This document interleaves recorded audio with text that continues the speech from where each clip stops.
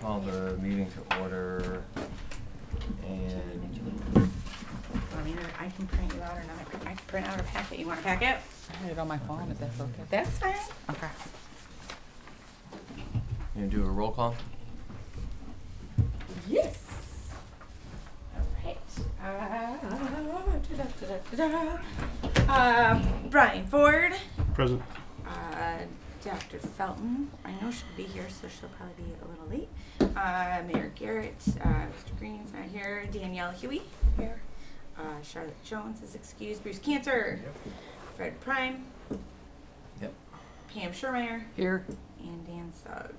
So we will need a motion to excuse those that are missing, please. I'll make a motion to excuse the missing members. Support? Yes. Yes. All in favor, yes. Okay. Okay, and I want to take a quick moment to introduce our newest board member, Miss Danielle Huey. She is the owner and operator of Hewvine Wellness and Day Spa, and this is her first meeting, and I'm super excited to have her join this board. So, Danielle, would you like to say anything to the group? Introduce anything else? That was a brief introduction. So. No. I've been in in the area for 15 years, and in Lathrup for 7. So you guys got me here for another 5. So. Excellent. Just that right. Excellent. Thank Great. you. And Hi. I also wanted to introduce our new code enforcement officer, Steve Colio. Right? Did I get it right? Close. Collie. Colio. Sorry, no, right. Okay. So Steve's Welcome. been with the city now for just about a month, not quite, and I'm catching him up to speed, and I think he's going to be a really great addition for the staff overall, and I think he's got a good approach for code enforcement along the corridor. So you'll see Steve both rolling around and at these meetings, and hopefully he doesn't come to your house or your property unless it's to say, hi, it looks marvelous. And then we also have Michelle Townsend. I know you guys have been eagerly waiting this one too. She is our new treasurer for the city, and you've been with the city, what now, 2 months? Are you at 2 months or are you at 3? Not yet. Under 2 months. All right, we're gonna round up Welcome. and say Thank you. she's been here 2 months and Steve's been here for a month. We're going for it. So Michelle comes to us from Ferndale, and I say so far so good. I'm happy to have her here. So, and you will also see her attend these meetings, and she'll be able to, keep you up to date on the DDA's finances as we move forward. So, All right. but that's all I have That's- for introductions. So Okay. we can move on. All right. Approval of the agenda. You want a movement to do that? Yes. Okay, Yes. yeah, I will so move. Second. All right, move in support. All those in favor? Aye. Aye. All right, that motion carries. Then approval of the March 19th minutes. Okay. Motion to approve. Yeah, I've looked at them and they seem accurate to me, so. All right. I'll make a motion to approve that. Okay. Second. Second. All those in favor? Aye. Aye. Motion carries.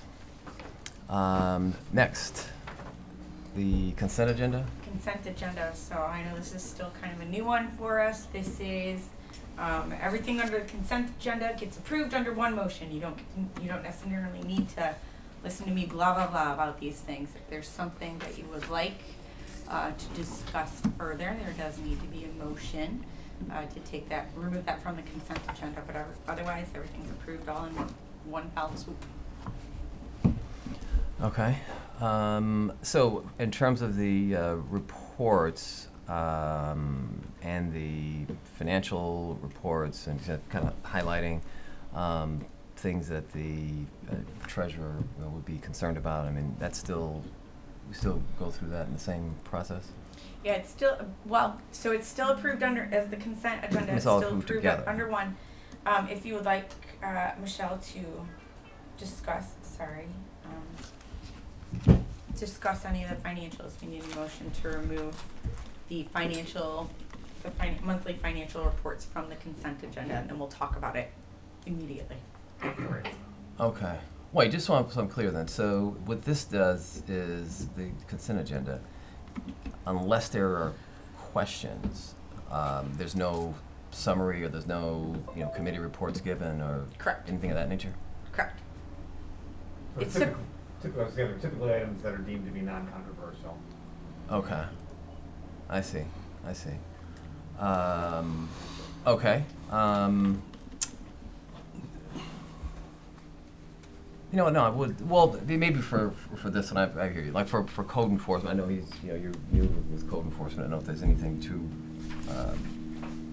kind of give his take on, starting the position, what he's seeing, if there's anything, we should be aware of or concerned about. I'd like to hear that. Okay. So, all right, I will move that we remove the monthly financial reports and the monthly code enforcement report from the consent agenda. Is that what you're asking for? Mm-hmm. Okay. Yeah, so we can So we can discuss get it his further. take on it. Yeah. Okay. Part. All right. All right. Okay, so we need For this month's, consent for, agenda. okay, That was- so we need support Support. for that one, or, Yes, no, we need a vote for that one, yes. and then we'll need A second vote? a second vote to remove the remaining item on the consent agenda, which is the committee reports. All right. Okay, so we got a motion to Remove the financial reports and the code enforcement code report. Oh, no, separately. So the code, the financial reports Okay. made and supported, all's in favor? All right. Aye. Aye. Okay, Right. and then we need the motion to approve the rest of the consent agenda, I'll make a motion to approve the remaining consent agenda. okay? Support. Is that what we wanted? That, Mm-hmm. okay, all right. All in favor? Aye. Aye. Okay, motion carries. All right, so now we're gonna talk about first the monthly financial reports, and then we'll talk about the code enforcement. Got it. Michelle, welcome to our meeting. Thank you. I'm putting you totally on the spot. Do you have anything that has stood out to you on our financial reports, or anything that stood out to you so far as you've started to go through DDA stuff to the extent that you have? So I've only been here less than a couple months, like we stated earlier, and in that time, I was focusing on property taxes and budget for the city. The property taxes are important because we are finished collecting the taxes here at the local level, and they're to be transferred to the county treasurer now for collection. And there's a balancing process, and they look at things and I look at things, a lot of back and forth. We're almost finished with that. In that process, I did discover that distributions weren't necessarily made to the DDA throughout the tax year, but rather caught up at the end of the tax year at settlement. And that's something that I want to take a look at and maybe improve, so you have a more clearer, truer picture of your financials throughout the year instead of just at the end. Okay. The second thing, budget. We are very, very busy working on the budget. I think we presented it to council Monday, and now it's time for tweaking. And there will be a lot of things to look at in that process, not just in the DDA, but in roads and everything. So I got a lot to look at, but DDA is definitely on my radar, and as I discover things, I will be happy to discuss with any of you. I will initiate it at the meetings, of course, and then if you want to talk to me, I have my business card. You can reach out to me via email or phone. I'm always in Okay. the office. All right, excellent. Do you have any questions for me? I have just a curious question. We list our assets and liabilities, and we've got a due from general fund for 432,000, and we have a due to general fund for 443,000. I mean, why do we do that? Why isn't it just, those are contras, so why don't we just carry the greater liability and make the whole asset and liability structure look smaller? That's going back to the tax distribution, where we're recognizing that these taxes are due to the DDA, but they're not yet distributed. So at that time, it gets cleared out. And it's been happening only once a year. Okay. Coincidentally, that carried over from last year. It hasn't gotten cleared up. We just cleared that up this week. Okay. And I understand now. when I do the distribution at settlement, when settlement's final, that'll clear all that out again. And then you should just see little ins and outs throughout the year, because my plan is to do it in real time. Mhm. Good. I mean, it kind of looks deceiving. Yep, it absolutely does. Yeah, that was one of my questions, just kind of how you're transitioning in with how it was done, prior, and then, what you see is, and your ideas, around how we should be set up. I know maybe we're limited somewhat into the platform, the accounting platform, I guess, that we use, but just, to Brian's point, what ideas you have to, make it more user-friendly. To make what more user-friendly? When we look at it, to make it easier to digest. A different format Yeah. of reporting? Yeah. Okay. I mean, sometimes, like, to his point, when you look at it, it might not, when you look at it and you see the asset and liabilities and the due from and due to like that, you could get the wrong impression. But, yeah, so that's kind of the sense that I wanted to So to get that from was you. one of the reports he was looking at, was a balance sheet report that Yep. lists the assets and liabilities. Another report that's in there is the revenue and expenses, and it doesn't accurately reflect the revenues, because that is shown in a due to right now from general fund. So you will see the increase in revenues throughout the tax season, and then the due to froms will be more zeroed out, depending on the activity Yeah. Okay. and the flow. I'm thinking it'll make more sense. But if there's something else that we want tweaked along the way, because I want you to understand it. You're the board, you need to understand these things. And so I want these to be tools that you can use. So whatever Yeah. suggestions or Okay. thoughts you have, I'm open and happy to work with you guys. All right. Okay. Excellent. Thank you. I know somewhere along here, I saw a lot of checks, and it's, without knowing what the checks were for, it's hard to judge, to make any kind of, judgment Just about list the them. check number. I can change that to list who the check is paid to in the future. Like, that's one example of making this tool for you. Mhm. For Yeah. you And to if you look at it, understand. the offsetting credit is above it. Okay. They match.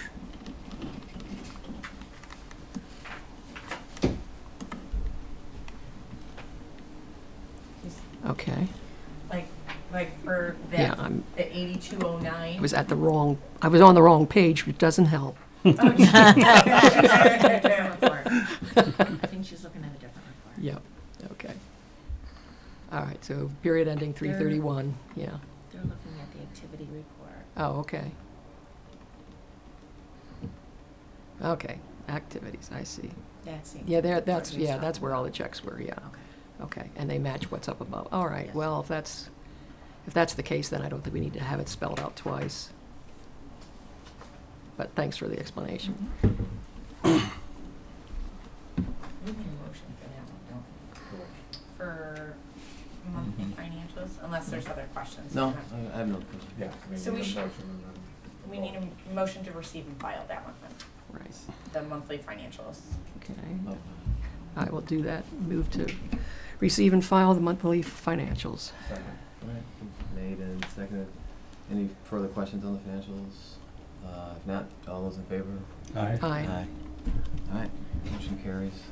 All right, next up is code enforcement. I'm gonna surprise Steve and say, I put this report in here and didn't bother to ask you because you're out doing something else, probably more important than running a report.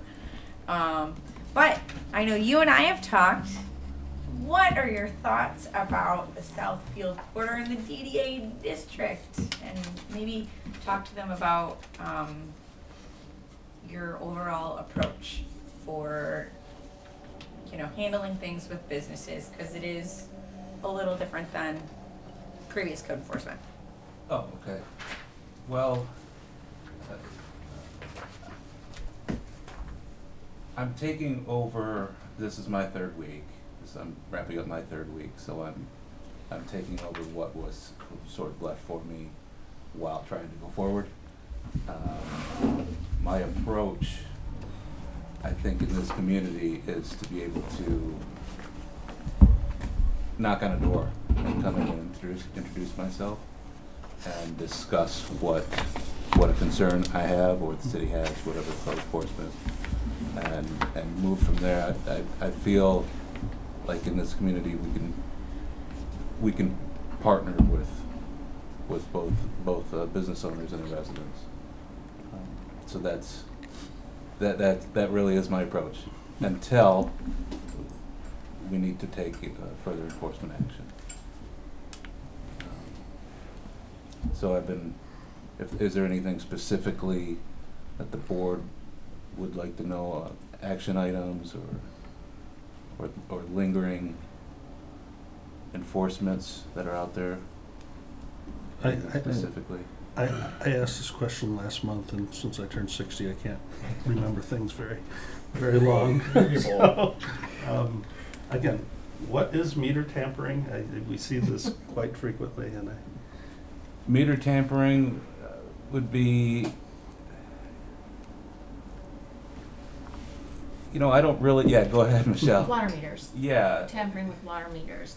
The city owns the water meters, and it is to measure the amount of water that is being consumed at that location. And there are measures put in place to not tamper with them. You can put a seal on it, it's called. People also have ways to work the system and do other ways to tamper with that. I'm not even going to talk about right now. Some will disconnected their meter. Yes. So meter tampering has to do with water usage and water billing. Can I add something else? Sure. I want to be able to get into each and every unit, business, building in the DDA. I want to find out if we've added, if we've subtracted, if we've tampered, any kind of new building. You just, the fear is that you've come into a building and a unit which should have been just a sole unit is now 2 or 3 cut up. Yeah. So I want to find that, and that'll also help water billing and the clerk's office as well. So kind of make these lists of who is in each building, and are they up on everything that's required. Yeah, that was the 2 questions I had. One was around that issue, and if there is some type of regular, annual schedule or something where you do the business owners just kind of voluntarily accept you in and you kind of look around, or is it something that we have scheduled where there's an annual review or something like that? We're doing it right now. Okay. It's within the business licenses and the landlord licenses come with yearly inspections. Got it. Okay. So we're in the process of right now. That's where I'm really starting, and I'm trying to get into each and every unit. Yeah. While partnering with the owners, of course. So yes, that is in place for a yearly inspection. It should be the first quarter of each year. Okay. If a business owner says no, you can't come in and look around, what's the recourse? They don't get a license to operate. They don't get Okay. their annual license, right? Because they have the commercial landlords. The process, the way it's in theory, the way it's supposed to have been flowing is that the commercial landlords get their licenses, right? And these are typically the property owners that have multi-tenants, right? They're supposed to get their license, provide us a list of those businesses, and then we do the inspections, and kind of start, like that should, in theory, be the starting point. So if they're not going to comply, well, then they don't get a license to operate in the city, and then we can technically issue a violation, since that, one of the ordinance regulations is that you have to have a valid business license or a commercial landlord license to operate in the city. right? So Very good. Okay. the approach we don't necessarily want to take, but there's the stick for you, right? Mhm. So, Oh, go ahead. do you have, sorry, excuse me, my throat is a little bad.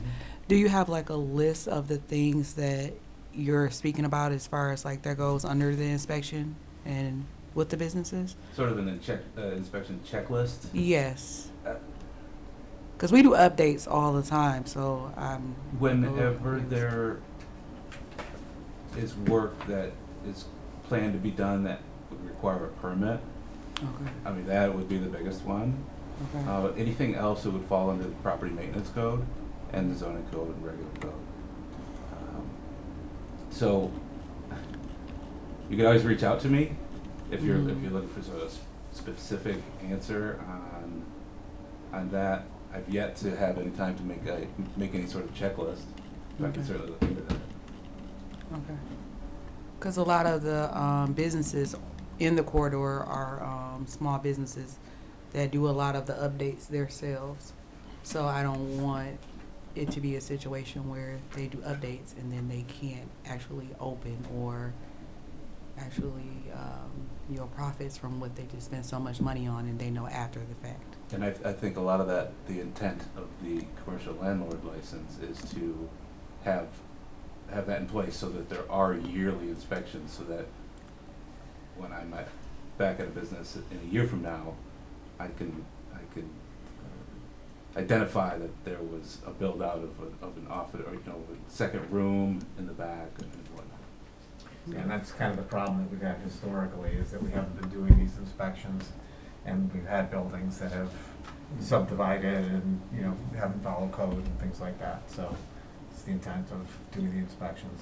Yes. The city clerk and I are working on that together to really just track everything at this point, and then we'll have our yearly inspections. Okay.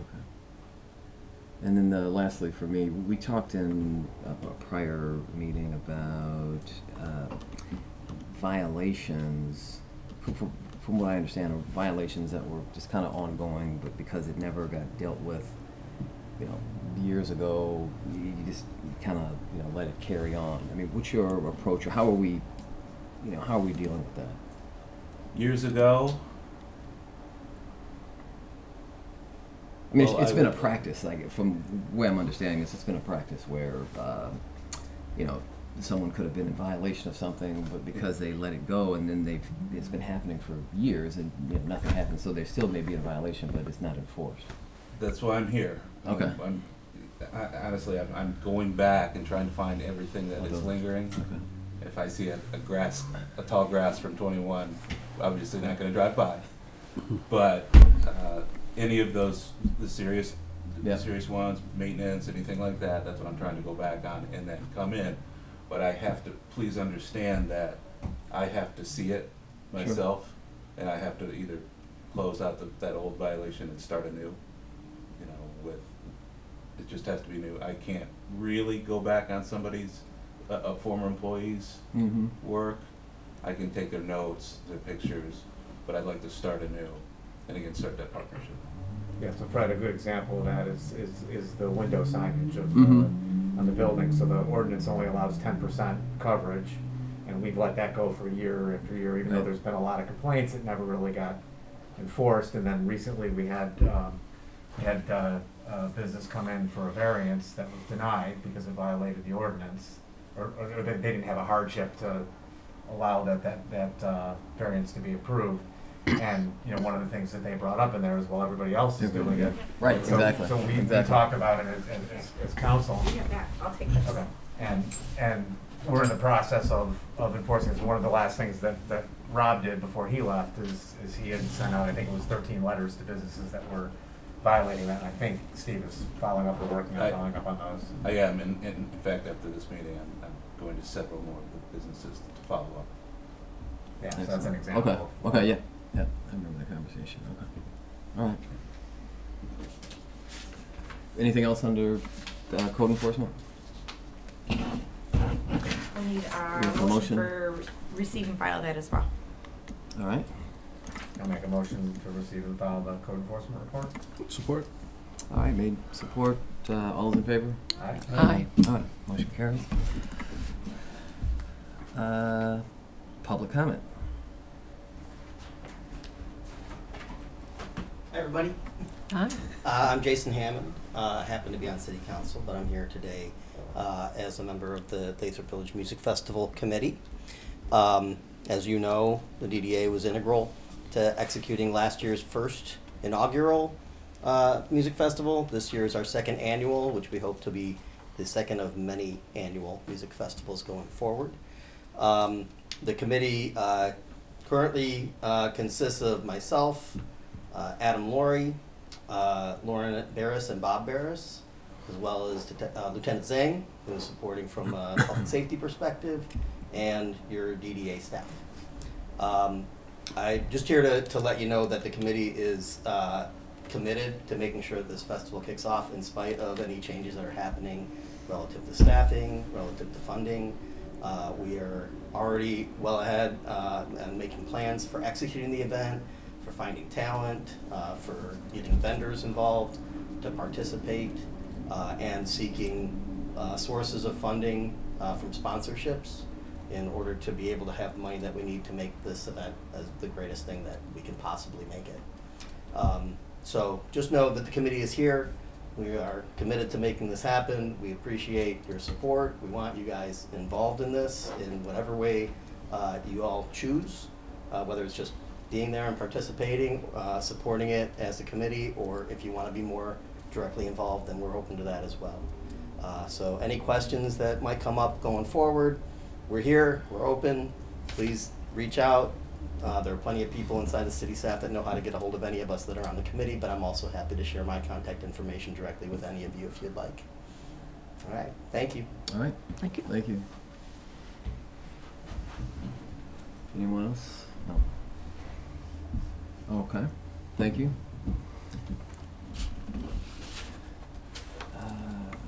Old business. None. No old business. No old business. New business. Oh. Here, I'll take A for you. Election of officers. Election of officers. So, every board and commission is a little bit different in how and when we do our officers.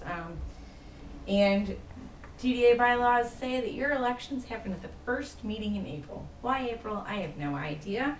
But I think, some of you will remember that we made this a modification actually a handful of years ago to have 2-year terms for officers that give you an opportunity to kind of get the feel for what is expected and required, and then another year to keep kicking butt, right? And that the officer elections would happen on the even years. So, currently, Mr. Prime, you are our chair. Mr. Ford, you are our vice chair. And Ms. Schirmeyer, you are our secretary. You need to decide amongst yourselves and make motions to nominate each other for offices. So we have those positions, chair, vice chair, secretary. I think you are all aware of what each of those positions do and don't do, but for those of you that don't, chair is running the meeting and signing official documents as needed. Vice chair will fill in for the chair if and when that occurs. And then the secretary generally does not have to take minutes and is there to sign anything that would be for the secretary, although I will say this may change in the upcoming months, at least for the interim, until we get the staffing situation resolved. But so now I'll turn it back over to you. My suggestion is recommendation is made. Whoever is, you can either accept or decline the recommendation, or the recommendation, and we vote on it and carry forward. Makes sense? Or clear as mud. All right. All right. I'd like to nominate Pam Schirmeyer for chairman. Pam Schirmeyer would like not to be recommended. Well, let's start with this. Fred, would you be interested in serving another term as chair? No, Brian, I know you were vice chair, but I don't want to look at this as a default thing. I know that some of the you want to dedicate the time and do well and et cetera, as you want to be, have availability. But what's your position? I would help do it if Brian went, because he was vice chair. Right, fair enough, yeah. I am questioning my willingness to serve on the DDA any longer. So Okay. that would not be advisable for me to accept that. Okay. Okay, I'll continue. I'll accept to continue. Okay. All right, here's another question. How sneaky and underhanded would it be to nominate Dan Sugg as president? The As a chair. volunteer. Oh. Chair. As a voluntold, I mean, We could do that. I didn't think about that. I suppose you could. I Yeah. mean, surprise, right? I mean, he would be, if Fred is not willing to serve again, that would, and Brian wants out, that would be a suggestion. Yeah, I know If Fred is willing to serve as chair, I'd be willing to take the vice chair job if Brian is gonna step out. Yeah. Okay, let's do that.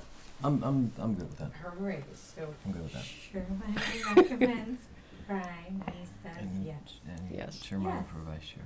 So we need motions though, right?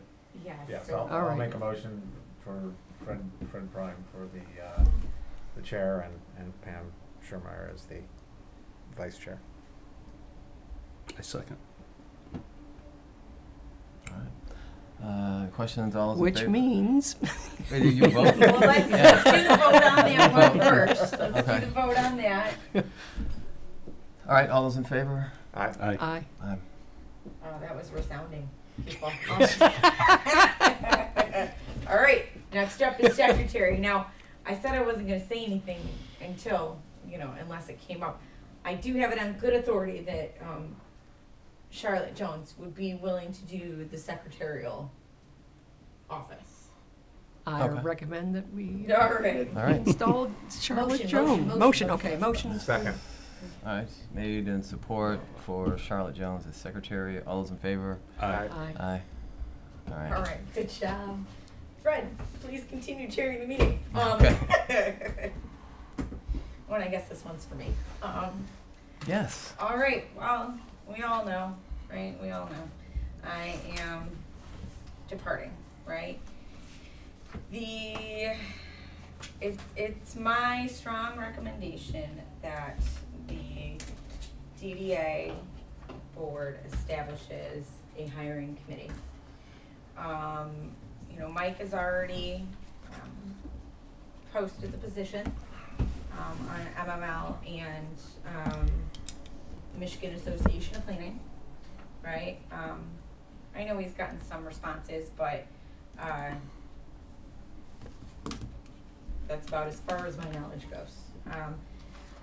Previously, when I was hired, it was done entirely by the city administrator and the treasurer at the time, and it's my understanding that the board and whomever was, I think Fred, you're the institutional knowledge on this one.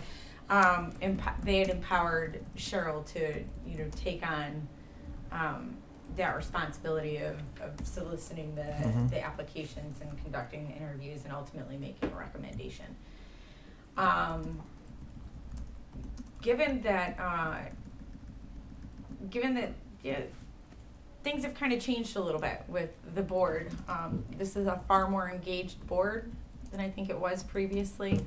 And I think that given all the activities that we have going on and the momentum that has been building, I think it's really important that the DDA board is active in this entire process of hiring someone. So the long and short of it is I think that DDA should establish the committee to consist of Mike Green and 2 additional board members, and that those board members would be joining Mike in reviewing these applications. I've kind of got this roughly outlined, but that, you know, you're part of this whole review, interview, you make a recommendation to the overall board, and then once the board says yay or nay on any particular candidate, then that offer can be made, and that hiring committee can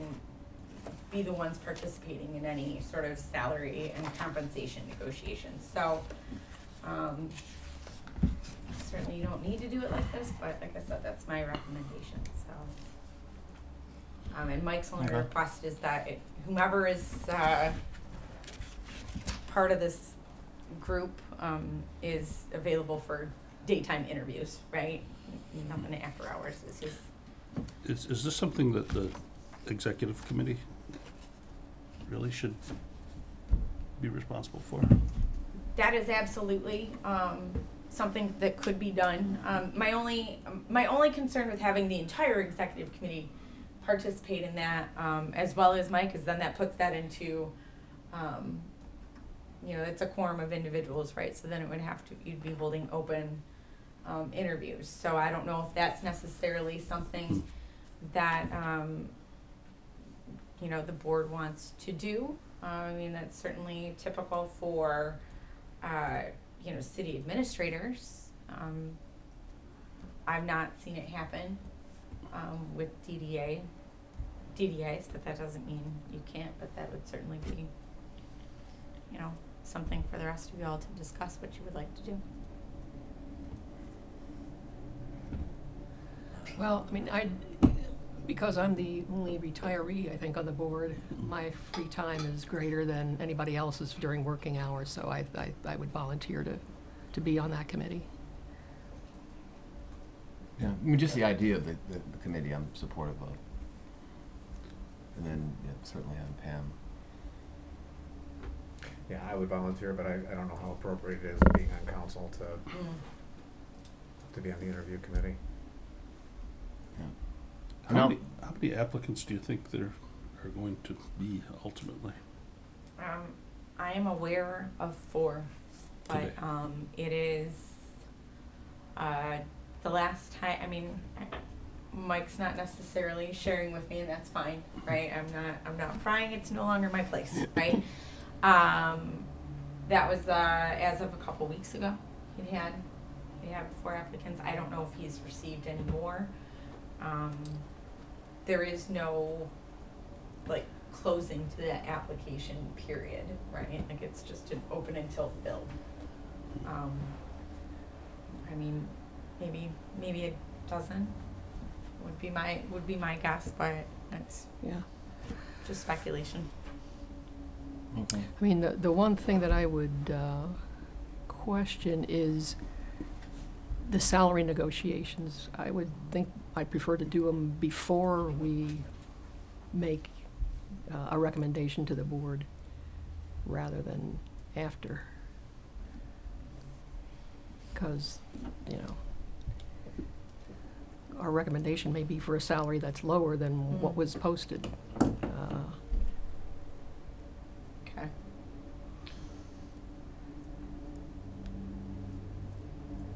Has the DDA approved a range for this or not? For Mike's posting, for the posting that he did, or No. was it just No. No. salary to be negotiated? I mean, the range, there is a range out there, but he's not discussed it with the board. Do these interviews need to be in person or can they be teams? Yeah, I was going to ask the same thing. Can you do virtual? Or? I don't necessarily think there's a prohibition against doing, you know, virtual interviews. I would say those are probably more difficult. I mean, I'm feeling old school, everybody. I like an in-person interview. You can get a lot from that. Sure. But I suppose that would be a decision to be made by the hiring committee, right? And how you want to do it. I mean, maybe it's one of those, like, okay, we're gonna do an initial interview, virtually, and then, you know, face-to-face interviews for like the second round, if you even wanna do a second round, right? But I would think that that would be, a decision by that committee. Unless the board overall wants to give guidance on how they wanna do Right. that.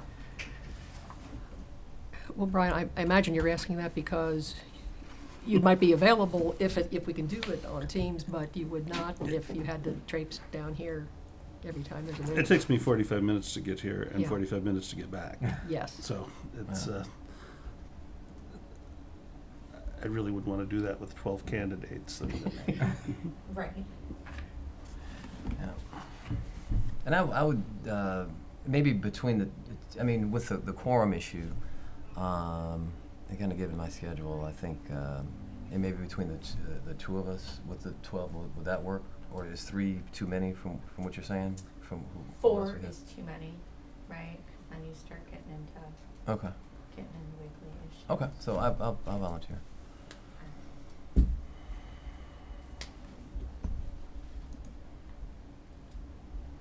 All right. So it's just And I think, Brian, if he Fred can. and me and Brian, if he can. I or- mean, I would be happy to. I would Okay. really like to. Okay. Well, maybe it could be a hybrid too, you know, they're in person, Yeah. you're And- via Zoom. I'm right down the Okay. street. So. She's, Yeah, yeah, if she's, you wanna- she's I close to, could, yeah.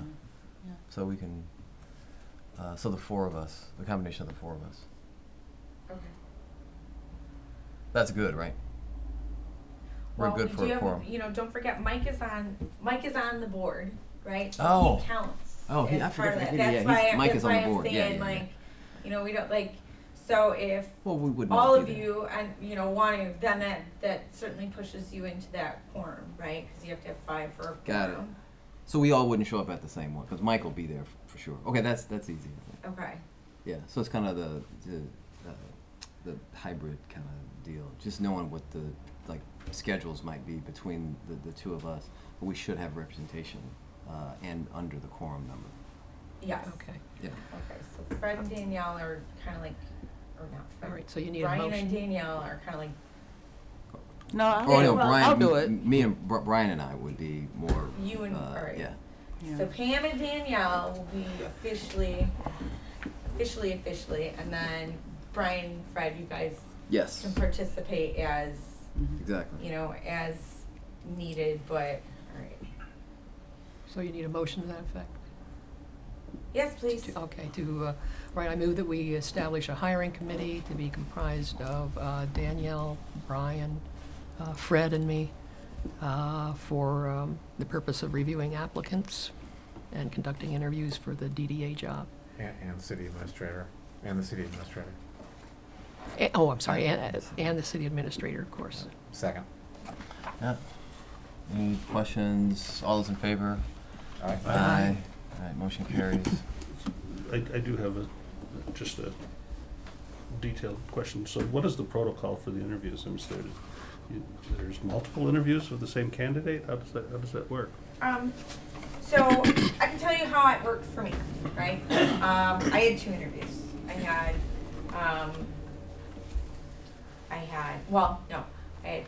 one in-person interview, and then I was required to submit 2 different writing samples.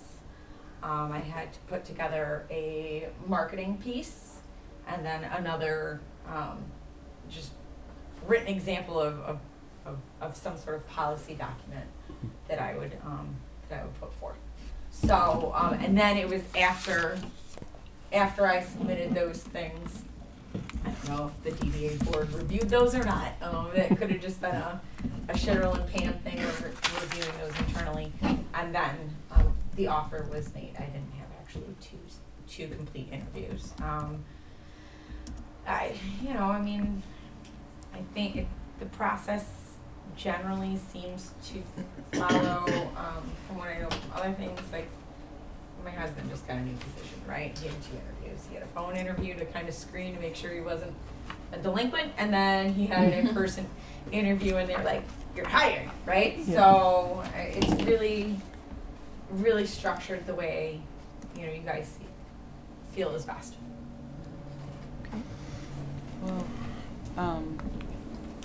To piggyback off what you said earlier about the salary negotiation, I think that their expectations should be spoken about in the first interview, so that way, if we're not on the same way, then it won't be time wasted.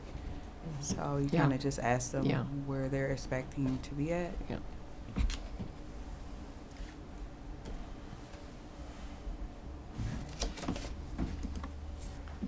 Awesome. All right. And I'll make sure that I connect you all as, you know, with Mike so he knows exactly what's going on. And you guys can convene and discuss as desired. All right. All right. All right. Moving on, if there's nothing further there to the flock cameras proposal. So I'm going to turn this over to Lieutenant Mike Zhang, and he's going to talk about the flat proposal. Do you guys mind if I stand? Sure. Okay. Good.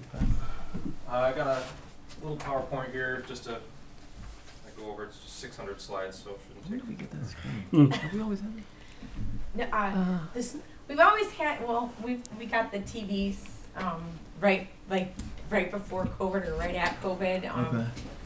We clearly don't typically use No, we this don't use one. it. It just looks like a beautiful black screen. So not anymore. Okay. So I'm Lieutenant Michael Zhang. I know I've met a few of you guys over the years. Shout out Dr. Bank, that's where I live, and I bank. So I wanted to Approved. Approved, yeah. I've got I'm working on my 17th year here. I am a lieutenant. I run the investigations bureau. I've been in investigations now for almost 7 years, and pretty much all road patrol before that. So really enjoyed my time here at Lathrup Village. One thing about flat cameras is it's new technology. It's new technology to law enforcement. It's new technology to the public, and I want to bring this into Lathrup Village. And one of the reasons why is I've seen how it works in other agencies and see how it works really well, and how many apprehensions and how many crimes are thwarted based on this flock system. And I'll get to the gist here. It's called Flock Camera is the name brand, but this is a license plate reader. Okay, it's that little camera right there. It's about this big. It goes on a pole, and depending on where the flock experts tell you to put it, it's mounted in the city. And basically what it does is it monitors traffic. And this isn't exactly, this is an alert. This is down here, Southfield, Mount Vernon. This is a stolen car coming northbound on Southfield Road near Mount Vernon. With law enforcement owning the product, it actually gives us lien alerts. So it'll give us stolen vehicle hits, missing persons, sex offenders. Did I say missing persons already? That's okay. Missing persons is a super important one because obviously we want to find our missing juveniles and things like that.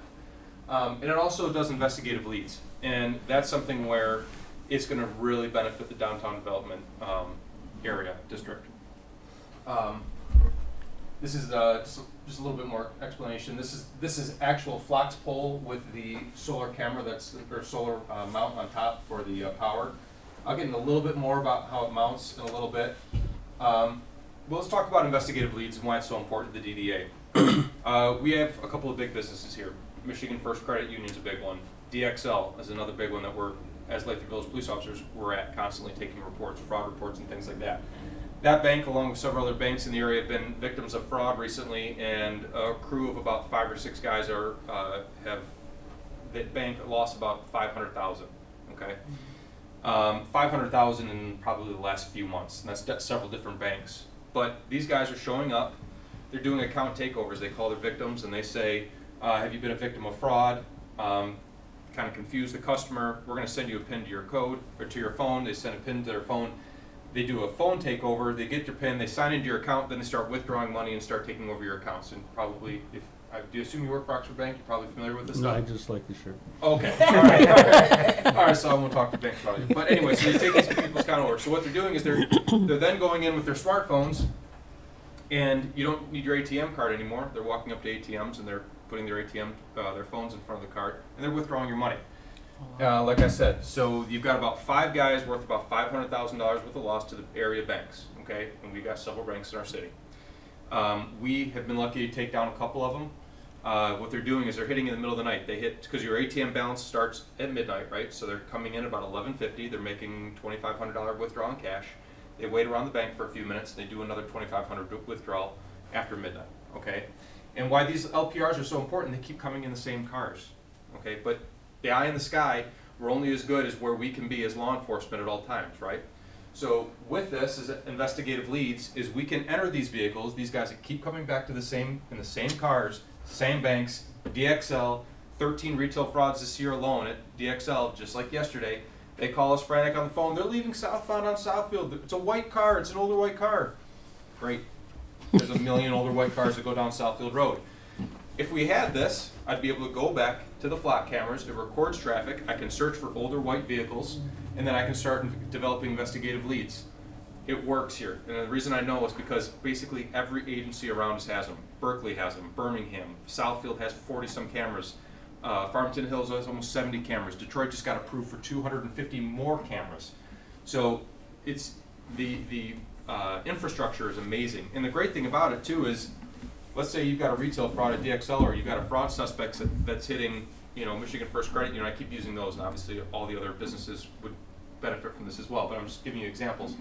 Let's say we've got a fraud suspect that hits the bank over here. I enter that plate into Flock, and I want an alert. Like, Lieutenant Zhang wants an alert to my work phone. I put that in there, so if they go near another Flock camera in Detroit, boop, my phone goes off. That vehicle spotted 15 minutes later down at Grand River and 7 Mile. And so once we get into the system, I am able to access just that much more data. And one of the reasons why Lathrup is so important to this little piece of information, and I know you guys know how busy the 11 Mile and Southfield corridor is, how many cars all day long. The license plate data from that intersection alone would be just so useful and helpful to law enforcement. So that's why I'm coming to you guys. I wanted you guys to know how important it is for us. This right here, I kind of won't get into the case because it's kind of sensitive information, but I can tell you that these two suspects are ravaging businesses. I won't get into too much because it's kind of a sensitive law enforcement bulletin, but flock cameras nationwide. So you can see, we put these plates in right here. We want to know where these guys have been, right? Well, Sharonsville, Ohio PD and Xenia, Ohio PD picked these guys up. They've been in Cincinnati doing fraud, Richmond, New York, and Toledo and Detroit. So these rental cars have been caught all over the nation. So now, these guys that come in and they do fraud, felony lane gang, has everybody heard of felony lane gang? They come in and they ravage an area, they come do retail frauds, they come do, they do you know, fraud at banks, they steal whatever they can. They break into cars in your parking lots and they run and go do credit card fraud. Well, if we can develop a car, we can develop a lead, I can literally punch their plates in, I can see hot maps, I'm like, oh, and I can go, hey, Cincinnati, you guys might want to, you know, I put an alert in for fraud suspects. Cincinnati goes, oh, this vehicle's in our city. It's just another tool for law enforcement for us to network and be better as, you know, as investigators. Do you guys have any questions so far about the system? Pretty cool. Yeah, it's very cool. So I think some of the biggest things is the vehicle entry. I can enter anything I want, anything I determine that's a crime here in Lathrup Village. Like I said, those guys came back and ravaged this Michigan First Credit Union branch. We actually had an officer set up and we finally caught the main guy, and after a foot chase when one of our officers was injured, we finally got him. Well, the car took off southbound. We never got a plate on that car. And it would just been like, if we had cameras, we'd be able to see where this guy's been and see their movements, see where they're going, and apprehend these people so much sooner than you know what we were able to do. Fortunately, we got these guys in custody, recovered a ton of cash. But let's get to cost, because obviously that's the most important thing. Coming to the DDA, it's in the grand scheme of investigations and budgets, it's not, I guess, that much. But there is a minimum purchase requirement from Flock Camera. It's a $12,000 minimum recurring cost each year for 4 cameras. They recommend us getting a lot more, but I think we can really make the city covered really well with 4 cameras. But if we have an area where they recommend that the camera's installed, a Flock camera like you see here, it's $650 for their Flock pole with their solar power panel, excuse me. If we put them on a city pole with a power source, it's only $150 for them to come out and install. So these installation prices aren't that expensive. But MDOT, once you start getting into MDOT over the expressway and their poles, it becomes really expensive because permitting processes and all the places that it has to go in front of.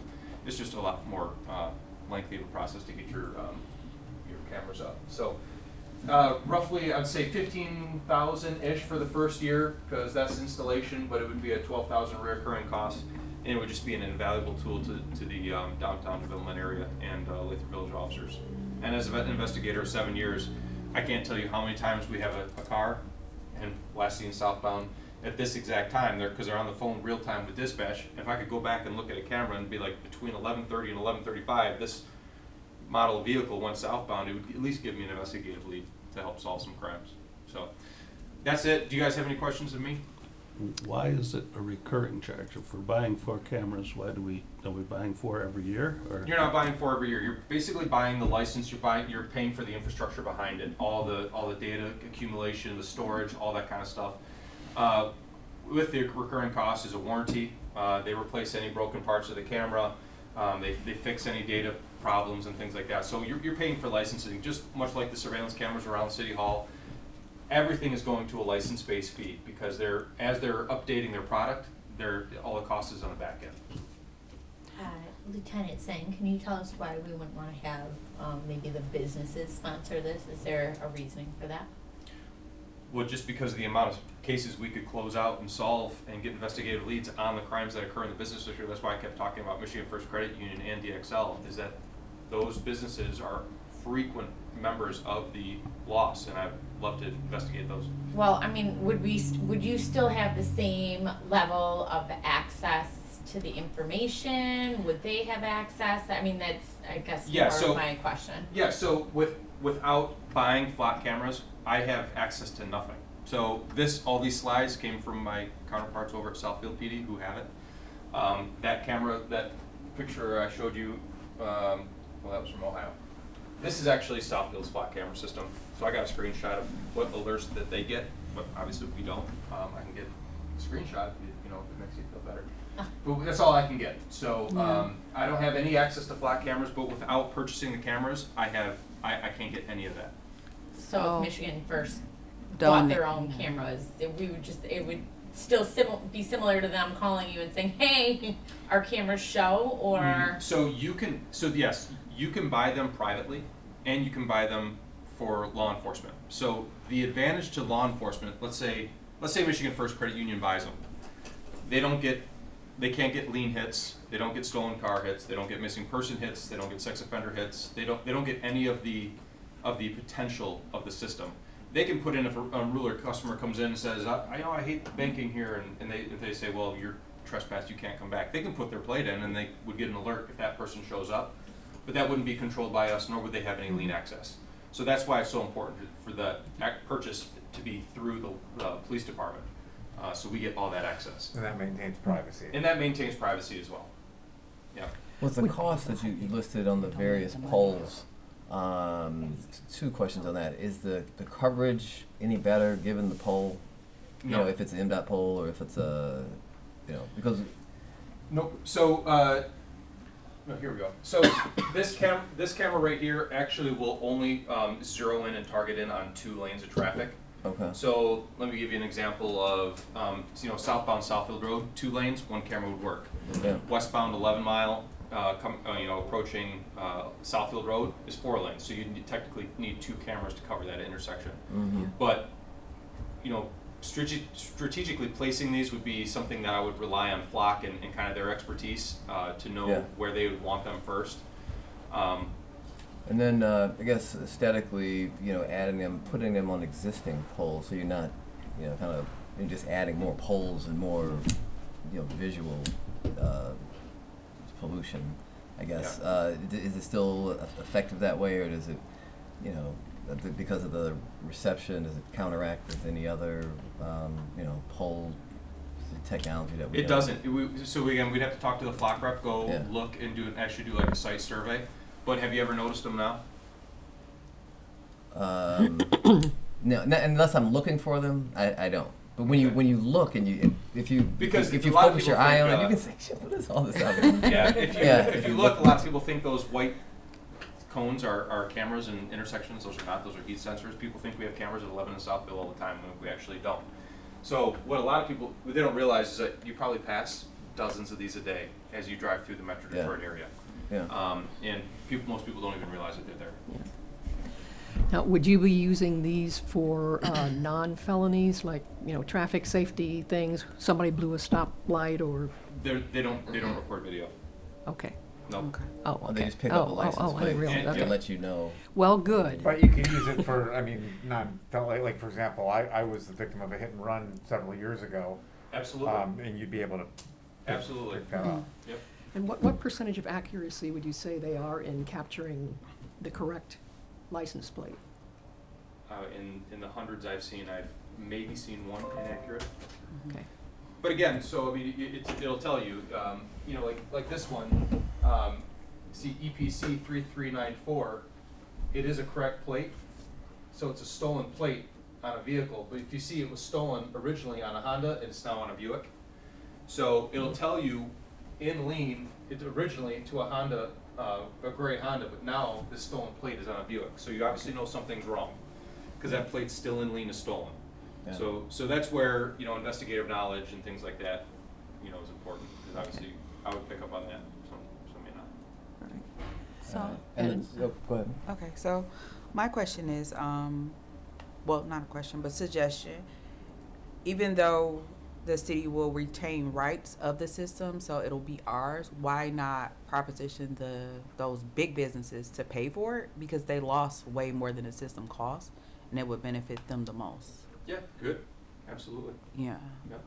But I mean, if I wanted to come to the board just because it wouldn't just benefit them, it would benefit everybody up and down. Yeah, I know. the road. No, not saying that, but like, this is like And if they wanted to add additional cameras Yeah. to it, if because I'm not, let's say Michigan First is the biggest user, or DXL. Yeah. And I don't mean to throw them under the bus by any means. Yeah. They're not. Don't worry, Dan's not here. It's Yeah. If I make those two pay for it, how do I then just say I'm going to Give it to throw, everybody. like DXL, I want you to pay for 4 cameras, but I'm putting everything up at 11 and Evergreen, and they're going to be like, wait a No, minute. no, this is not my like camera. that. Not like it only benefits them, but like, so, I was just in this program and they paid for the catering and it was their name and that they paid for it, but it just benefited everyone. You know what I mean? So it's just Yeah. like, I think it would be like a PR thing for them. Right, Yeah. so like you were saying, So- maybe Yeah. they add additional So cameras. Yeah. my thought is that the 4 cameras would cover the DDA district. Yeah. And then if Michigan First, we can get one over there, but if Michigan First wants their own set of 4, that they would actually, if they really want to get that area taken Yeah. care of, and I am in talks with them. Good. But it would be adding to the system over here. Okay. Because obviously their majority of stuff happens over there, not here. So I thought the DDA would cover this area, Yeah. and then maybe Michigan First really covers their area. Does it bring the cost down to have more? I mean, if we have 4, if they buy, say they do 4, and instead of 12,000, It's it's 3,000 a camera. 10,000. This I is mean, the- the ongoing. So it's still the same It's ongoing, 3,000 even a no matter camera how many you recurring have. cost, correct? Yeah. So. food It's for a good thought, business right? there. Yeah. Right, so I will say that, like and I know that like the Wixom DDA, they have, they Yeah, have sure. the same system. I don't know if there's other DDAs that have, Yeah, Walled Lake. purchase this. Yeah, all the DDAs in Walled Lake, Wixom, several agencies, their DDA purchased it and put them all in that downtown corridor. I mean, I certainly think, we're constantly looking for how does, don't forget, our mission for the DDA Sure. is to support No, the business absolutely. district, right? And we are, looking for those ways. It's not all just, events, right? So I think this would be a good way, for the DDA board to, to support the entire district and provide this level of service. I will also say this is not reflected in the budget that we're gonna look at here in a minute, but that's, relatively simple to adjust if that's ultimately what you would like to do. Well, let me ask I you, don't think it's very expensive. I mean, it's clearly a benefit. Clearly. It seems like there should be some offsetting, maybe we haven't pursued specific grants for safety, security, et cetera, because we didn't have Yeah. something like this. So Have maybe you some- ever heard of a They grant will, program? yeah. They won't do that for So, this, or? even from a federal standpoint, they just actually did a violent crime. Obviously, we don't have the violent crime here in Lathrup Village, some other agencies do. But even from a violent crime grant, LPR's, license plate reader infrastructure is not part of it. They won't pay for the grant. Not yet, okay. Hmm. All right. So, Just out of curiosity, what percentage of felony crimes would you say are unsolved in a typical year? oof. I couldn't give you a number Right. offhand. I mean, Yeah. you say felony. I mean, I mean everything from felonious assaults to. I mean, it's just such a loaded question because felony can be. Yeah. Yeah, I mean, I'm just trying to get an idea of, I mean, are there just like 10 cases where you just couldn't solve them, or 1,000 cases? We have no where you violent just crime couldn't? at this point unsolved. All of our bank robberies are solved, and knock on wood, we haven't Yeah. had anything more Yeah. serious. But like our violent crime is very low. But since I've been here, we don't have anything unsolved. But All right. So what's So this tool, it would just be a tool to help you solve them faster? right, but I would say most of your retail frauds and things like that, your low level, it's your property crimes. You're not necessarily solving violent crime. We don't have a violent crime problem Yeah. in Lathrup Village. You're Right. solving your nuisance crimes, your people breaking into your cars and your businesses. Okay. You're solving retail frauds. You're solving that fraud, that $1,000 at a time, where you read it in the news, you kind of scoff at it. Well, we're investigating that, and it would help us. Right, but a lot of those go unsolved. Exactly. Yeah, I mean, we Right. get the police reports in, our council packets, and, you know. Well, like that retail fraud yesterday, Right. southbound Southfield. Okay, I can't do anything with white car going southbound on Southfield. You know what I mean? Yeah. So Okay, I would so what's the say question? the question for you guys is, do you want to pursue this? If so, we would need a motion to I would say authorize Lieutenant Zhang to move forward with securing the cameras. And I would include direction as to what kind of installation you would like to see this take place at. I would say let's maybe not do MDOT, just because MDOT's not always easy to work with. But that would be the ask, right? If you want to pursue this, make a motion. To authorize Lieutenant Zhang, and I guess myself, and for now, I mean, we can get this move, if they choose to move forward, we can move fairly quickly, yeah? Correct. Okay, so, How soon would they be installed if we approved it? That's the issue. Once you order them, it can be several months before they get them installed, just because the amount of cameras that is being sold right now. It's just they're taking time to get them all installed. Just so many agencies are going to this. Interesting. Well, that's a good thing, I guess. It means the network is going to be, Very robust. yeah. so much Okay. So you got a motion? Well, why don't we make the motion in such a way that it doesn't handcuff you, so that if you have to go with the flock poles, so we could basically say, those are, what are we saying, 4 of those, so that's 2,100, so not to exceed 14,100. Correct. Yeah, that's the math, yep. Yeah. Alright, motion to install 4 cameras, right? Not to exceed $14,100. I was gonna say 1,400 is gonna be a problem. Not to exceed 14,100. Alright, Is 4 enough, though? It's been the same thing. Let's see here. is 4 enough? I don't know. I feel like I'm in a courtroom. It's normal. I mean, So, I know FLAC is going to say no. 4 is not enough. 4 is their minimum purchase.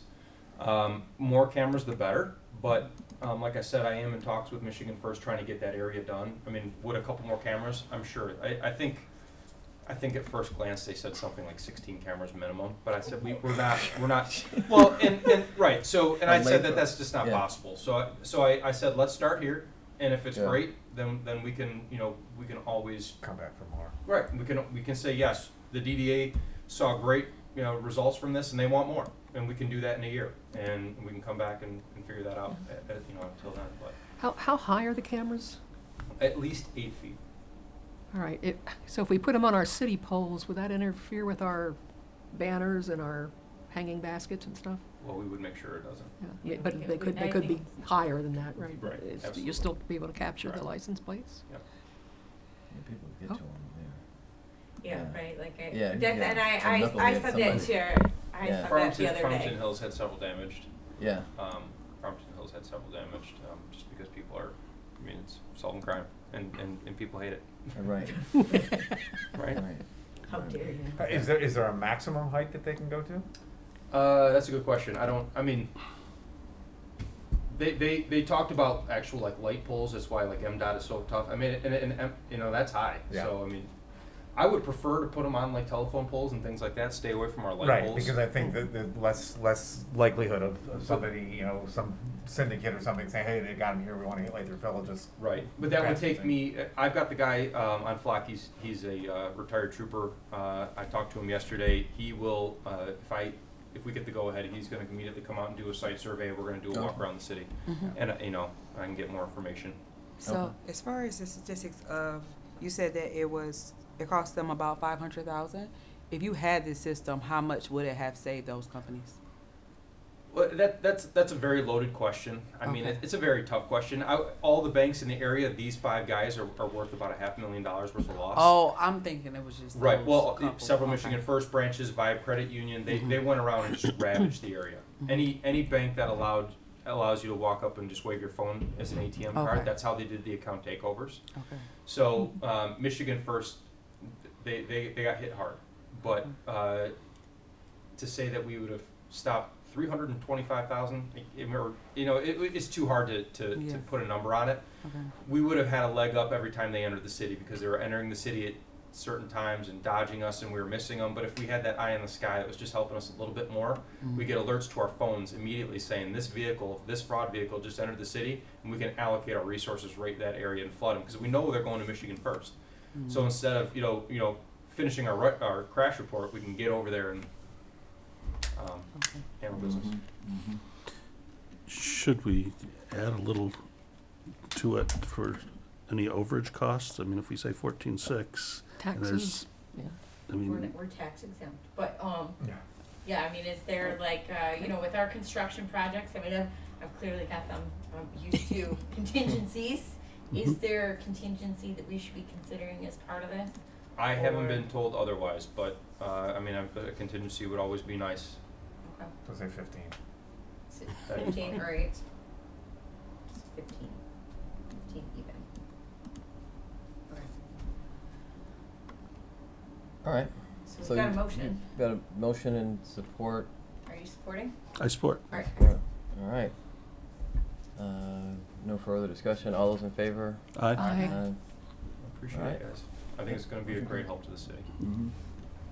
All right. Thank you. Code enforcement vehicle. Yeah, so, all right, go on the way, Left. thank you. Going to the Wayback Machine, way back last year, right? It feels like eons ago.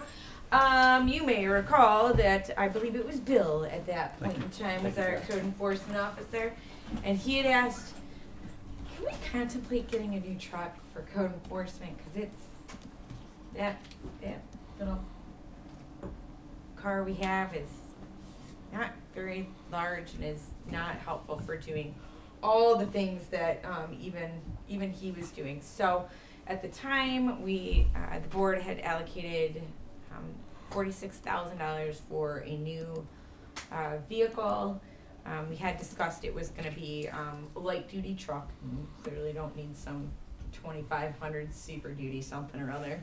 And this was, you know, yes, I mean the code enforcement officers, the DDA picks up 45% of that individual's salary. We had talked about the cost share and, you know, should the city be contributing to this cost, but we also acknowledge that the city has a very constrained budget. So we've actually been, each of our code enforcement officers since Bill has been researching this and, you know, utilizing the My Deals platform, which gives a municipal discount, right? Steve has found a light duty Colorado pickup truck, for a cost of, let's see, it was $33,584.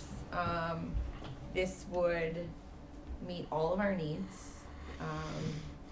This would be used primarily as the code enforcement truck, and I will say the current vehicle is, the dashboard's lighting up like a Christmas tree, so this is clearly, the time is now, right? I mean, literally, that's in the FYI for the new guy, right?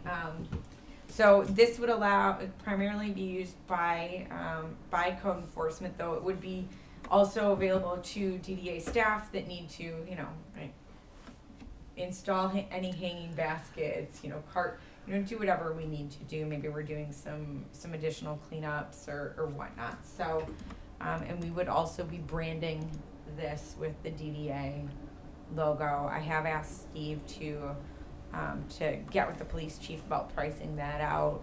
Unfortunately, we weren't able to get that cost to you for this meeting. But this vehicle is available for immediate possession, so that's marvelous as well.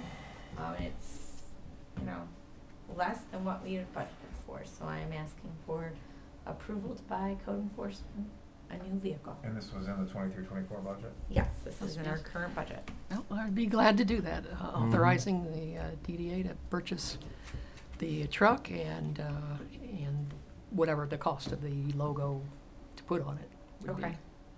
Support. Yeah, all right. Motion made and support. All those in favor? Aye. Okay, motion carries. It's like the difference between what we budgeted pays Yes. for the Yes. Right. flock lights. Right, I know, like, Exactly. there's a happy one, right? All right, continuing with code enforcement, I'm just gonna say as an aside, like, I'm gonna double down and say I think Steve's gonna be fantastic for, the district. We've been, discussing, all manner of things, including what can be done to make, his time and activities more efficient, and because right now, as I said in the memo, I mean, he goes out, pen and paper, makes his list, takes a few pictures with his phone, comes back, inputs it, gets distracted with 1,000 other things and comments and other questions, and it takes him a whole lot longer to input his information. So in his previous positions, he's had a laptop or a Surface or something that'll allow him to work remotely. So I'm recommending that we purchase him a Microsoft Surface Pro so that he can do this work out in the field. This would, and it is compatible. We've checked with our BSNA system or an IT providers, right, to make sure that this device is compatible with the systems that we have, and he would still be able to access BSNA, etc. So That includes SequelFix? Well, I assume he'd be able to access that. he'd be able. That's a cloud-based, right? Right. BSNA is Right. it's a little bit more. That's his primary. Right. That's his primary program. No, I for get it. I inputting, get it. So, so yes, by extension, but Yep. so I'd like the DDA to purchase the Surface for him.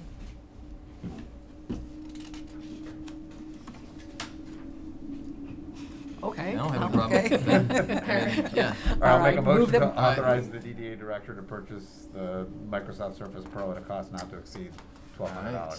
All right, second. Made and support. All those in favor? Aye. Aye. All right, rock on. Okay. Thank you. Budget, Okay. second draft. Budget, second draft. So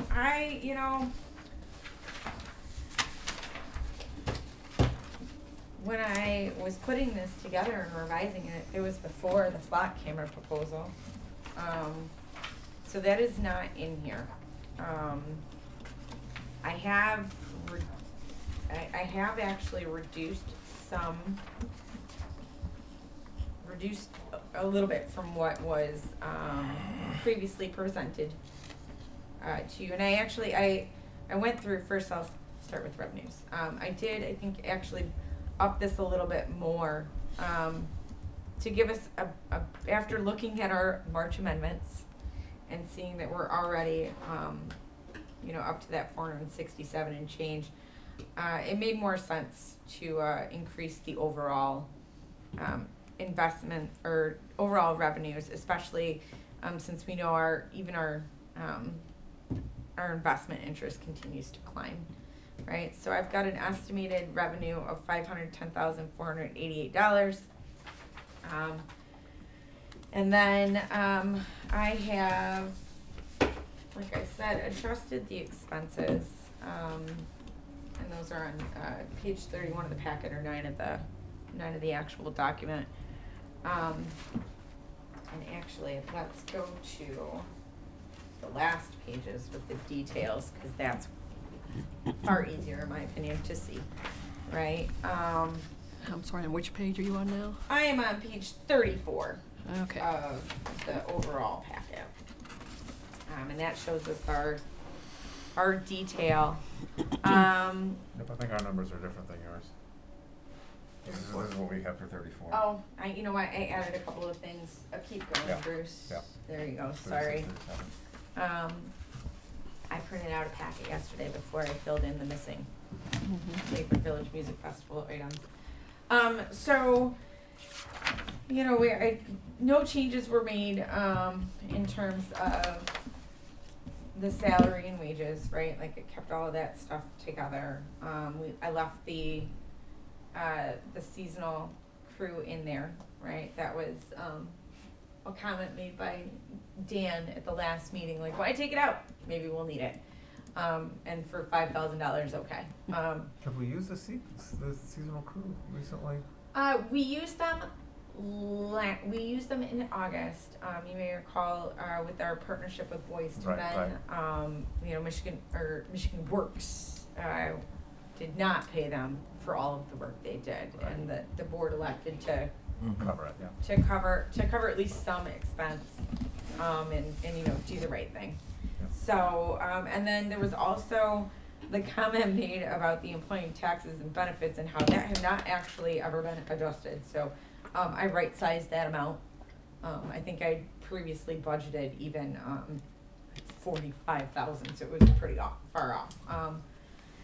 I did my best to kind of whittle it down. I did remove the IEDC trainings and the META membership.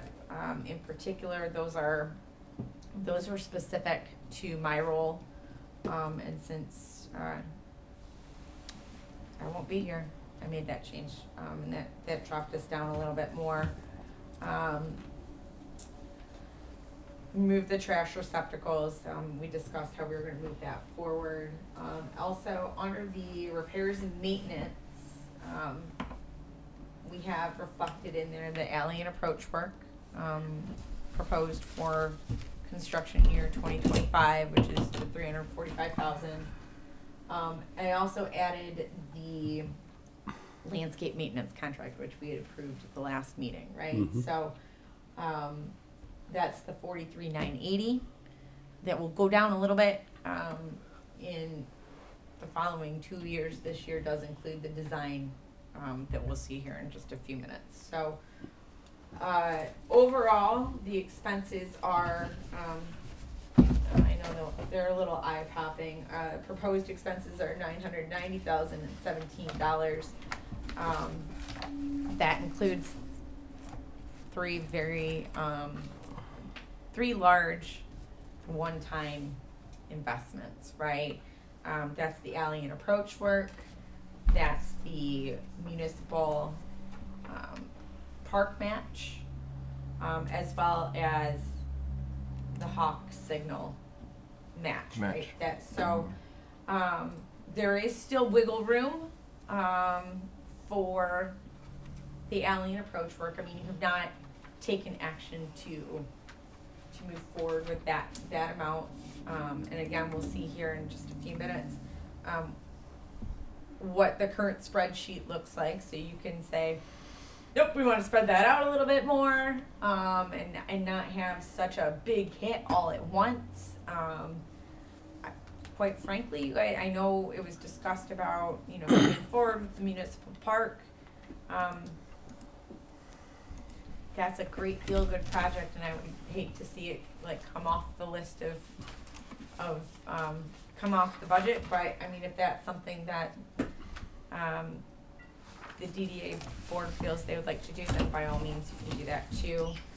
I was hoping this was going to be able to be approved today, but I have a feeling we'll have to make one more adjustment. But that's kind of where we are for right now, and I'll take some questions.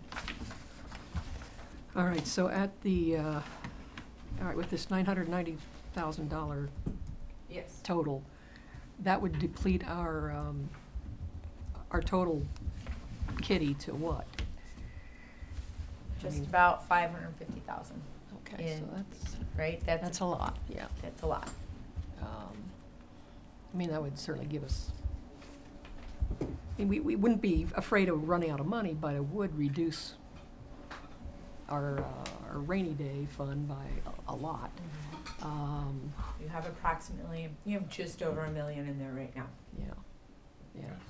so we cut it in half. So we have $1 million, am I looking at this right? We have $1.2 million, like $1.3 million almost? No. Okay. We are down to, where did I have that in here? Page 34. Oh, no, that's what it was at the top, Right. of the year. We're down to about just over $1 million, and I think that one's better reflected in our financials Okay. report, or financial stuff from earlier.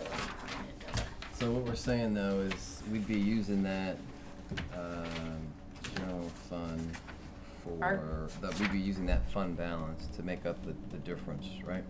Yeah. Yeah. In the 510 and the 990. Yeah. Now, if you take those three major expenses out, our expenditures are then now below, that 510,000. I can't remember the exact number, but it brings us down quite a bit. And so moving forward, theoretically, our expenses would be, under budget, and we'd be putting some money back into the kitty. We will see an increase in revenue with some of the projects that are like in process or just about in process. We'll see a bump from just Panera, right? I mean, that's brand new construction. Will we see that bump entirely this year? Probably not. We probably won't see that full benefit until next year. I mean, that's what happened when Michigan first did the addition over there for the Mint, right? We saw a nice chunk of change, right, go up, and it's now that we're seeing what that full tax benefit is. So. Well, let's go back to the municipal play structure. Mm-hmm. That $100,000 is, that alone will not make that project happen, right? We're seeking more grants, and the city can't afford to pay the $100,000 they had hoped to add to this project. Is that right? Essentially. So what would that mean then? I mean, it would just sit in our account and hope that next year maybe we would have more to add to it. I don't think we can back out of the Hawk signal. I mean, I consider that money in effect spent already, and I'm fine with that. But I mean, I guess I would just feel better if we didn't take so much out of the general fund in this budget year. So that I think that what amounts to is either putting the municipal park play structure on hold, or cutting back on the alley work instead of spending $350,000. See if we could get say $100,000 less out of that. I mean, does anybody feel? It sounds like there's a long way to go still on the PlayStation, Mm-hmm. and I mean, it could always be put back in as a budget amendment if something came through. Yeah. The alley work, given the condition, and, waiting to do it, it's just gonna get more expensive, right? Mhm. Right. Okay, Exactly. so, again, I think, and what's our timing on this? When we have to approve the budget, it's in May? It's May, right? May is definitely, yes, it needs to be approved by May. I know, ideally, it would be approved now and then sent on to, forwarded to council so they can include it as part of their operating but public hearing process, right? Because it all gets done at the same time. Right, so isn't it June? Because we approved the charter amendment a couple of years ago that the budget had to be done by mid-June.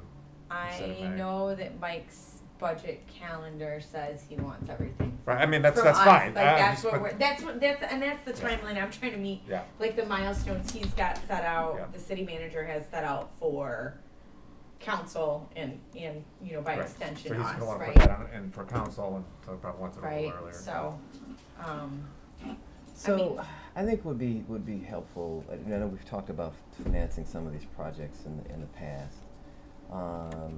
If we can talk with, is it Baird? Who do we have? Stiefel? Is it maybe you MA? remember this Okay, off the whoever top of it my is. head, Okay, but yeah, yes, whoever I it know is. we've got I know we've got our Yeah, person whoever it is. For I'd like for to. which? for our municipal bond, like our bond guy. Oh, Right. We have- yeah. we have an advice- Brzezinski, Oh, Benzinski, right? Benzinski. Bob. Benz. Right, Yeah, there Benzinski, we go. Benzinski, okay. I mean, because we're not talking, I mean, yeah, see the amounts we're talking about, and that would, I think would be helpful for, certainly for me and maybe for the board to weigh the options of financing it. We could Okay. look at financing it, how much that would cost, what the term would be, what the impact on the general fund would be versus to kind of, paying as you go is what we're doing now. Right. And So what are we you suggesting losing. a bigger project and financing, just getting it all done, or are you just saying to do the $350,000? Yeah, no, I'm saying we can look at it incrementally. Like we can start with just what we have capacity for, Right. and then back it down at a certain term, if it's 10 years, 15 years, whatever it is, and then back it down from that, back the number down, depending on what the projects are, from that versus looking at, pay-go and what we'd be sacrificing if we were to, drop our budget down or our, reserves down to, whatever the number is, 500,000 or something like that. But I think just to make a more informed decision and have all the options on the table. So I think we should schedule a call with him sooner than later, so we can just kind of lay out what it is we're thinking about. And this is what they do. I can certainly talk through some of these issues with him, and he could come up with a summary of what our options are, what the impacts would be. Yeah, because I don't want to have to put the alleyways. I know it's just going to get more expensive, and just to Right. kind of keep putting it off, it's not going to be helpful for us. So. Right. Yeah, I think that's a good idea. Would you like me to try and arrange Yes, something for May? I mean, obviously you won't Or have. sooner than that. Or Because we want to approve this. We want to we have to approve this by May. Okay. So we want to have the in- options. If we can, and then we can present to the board. Like I want to have a proposal by the next board meeting where we can then say, hey, these are what Okay. the options are. This is how much it's going to cost, etc.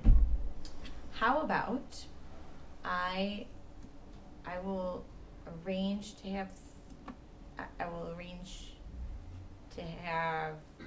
that individual meet with the executive committee.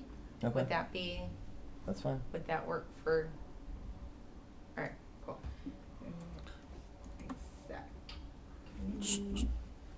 So we've been sitting on this surplus earmarked for the Southfield Corridor project.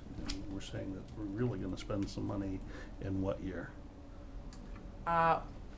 Well, I mean, we've been spending, right? I mean, No, I mean, that money that we've been holding back, saying it's earmarked for that, we have a target date. for when. for the Southfield Road project. If we are successful in getting the RAISE grant, which is an acronym for something. Federal grant. So an acronym for a federal grant, revitalizing roads. So if we are successful in getting that grant, that would be 2027 construction.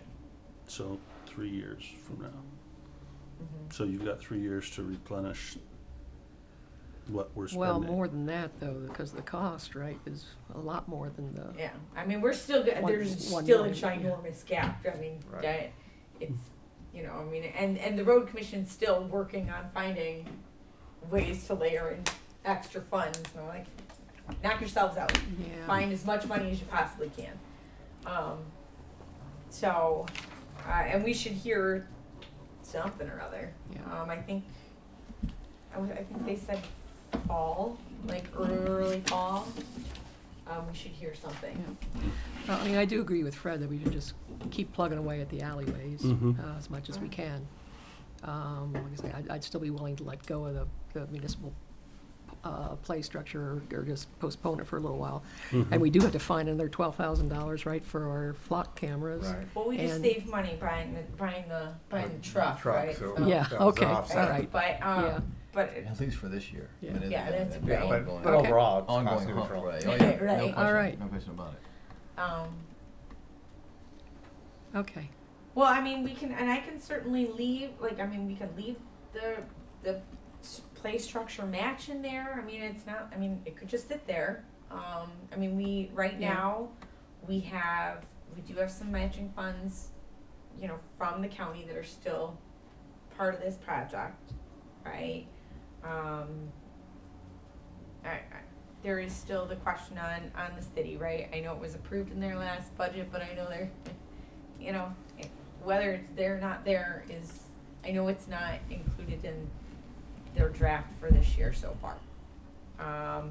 But then we've also submitted an application to cover the whole kit and caboodle with Senator Peters' office. So, you know, I mean, I think at least for now, I would say let's keep it in there, just even as a placeholder. Okay. Okay. But, you know, obviously I would need to add in the flock cameras, right? Yeah.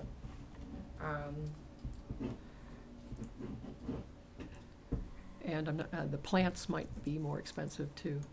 Mm-hmm.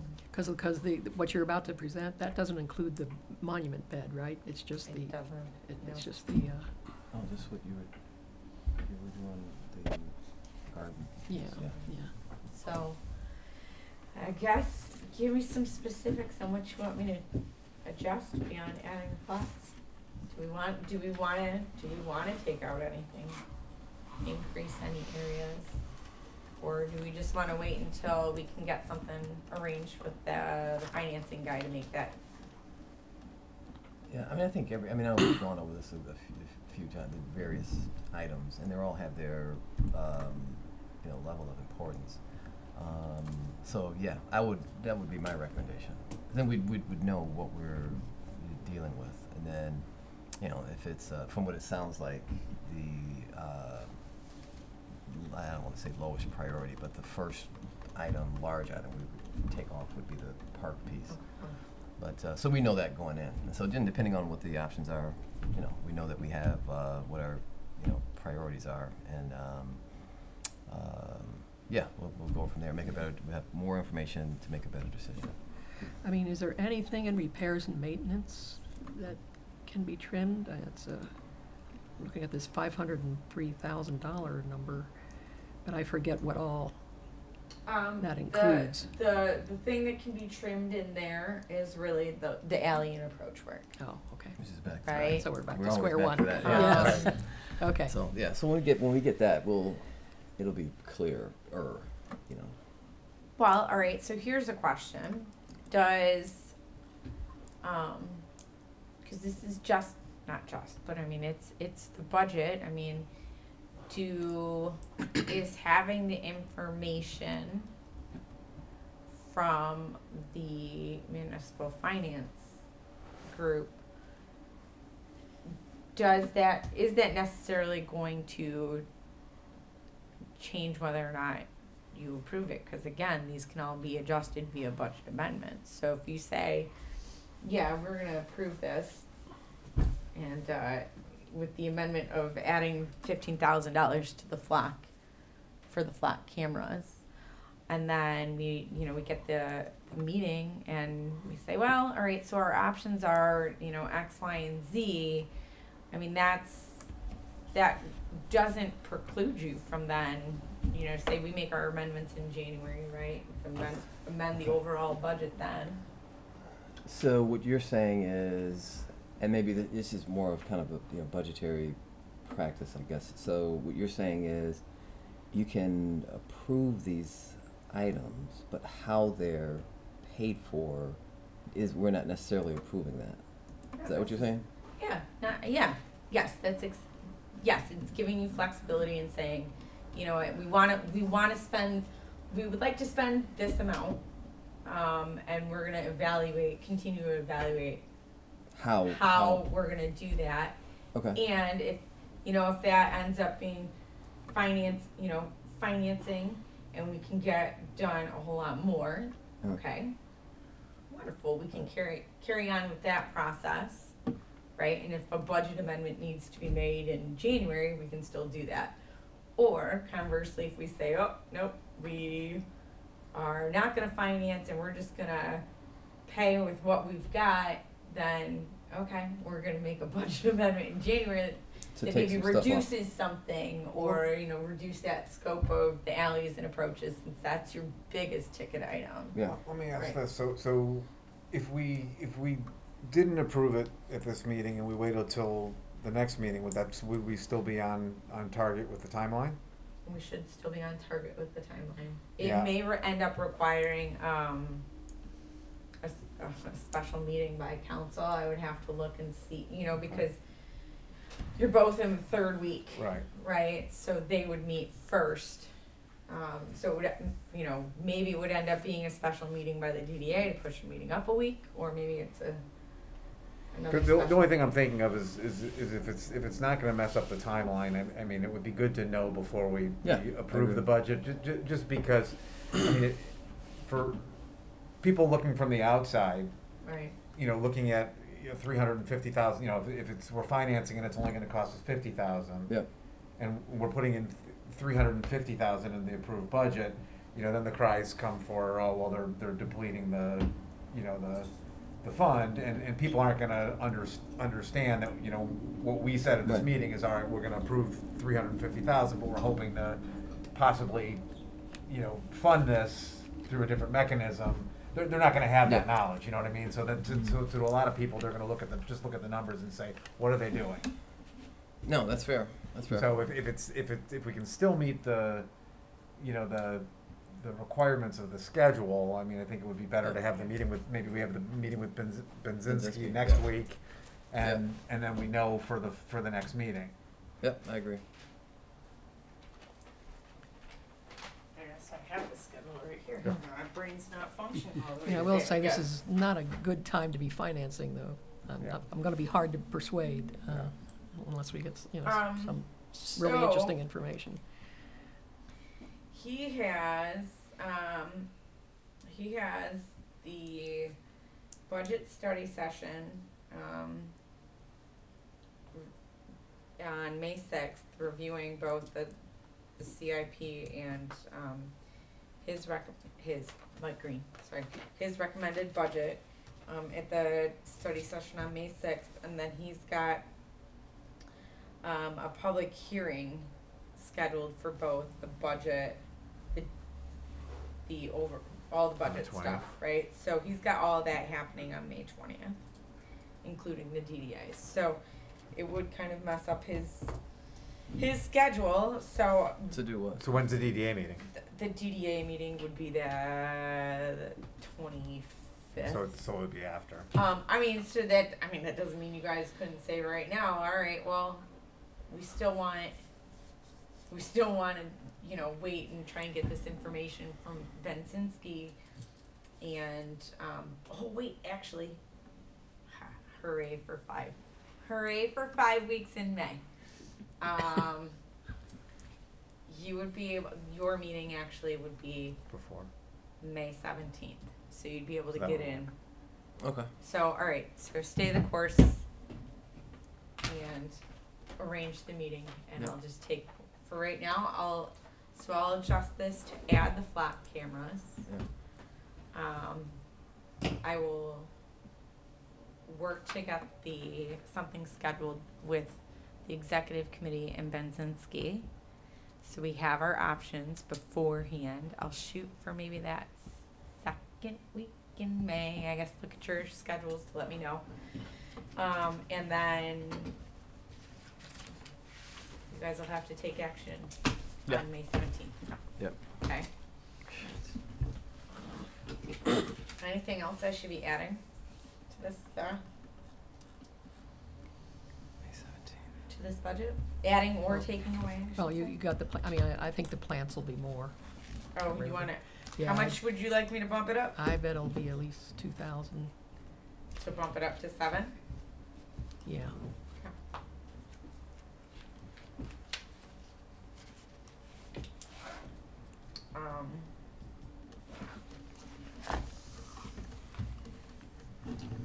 Alright.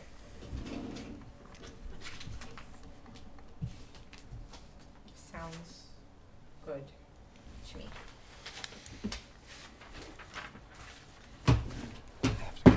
Alright, I got a 2 o'clock. here, let's, can we skip See if we can- real quick up to, here, let's try and motor through the rest of it, because we do have a couple other things, Okay. that we need 'Cause I have to. Yeah, I motions have on. Okay. So, Alley update. so we'll do the event stuff, the LVMF. As you heard Jason say, the committee they're still totally gung ho about doing this. I do believe they can. I have every confidence in the volunteers that are ready to go. We've already got Thornetta Davis and Nadir Omalawi, and Cast Iron Cornbread have verbally said committed to participating, which is awesome. They They were were great. Right, I know. Everybody They're loved so them. rocking, Yeah, right? yeah, So, yeah. so we're already moving. We've already moved full steam ahead on some of this. Dog and Pony Show is going to be back for the Frosty Brews. Our volunteer numbers have gone up. We've already got save the date stuff. They're ready to go. I know I'm ready to.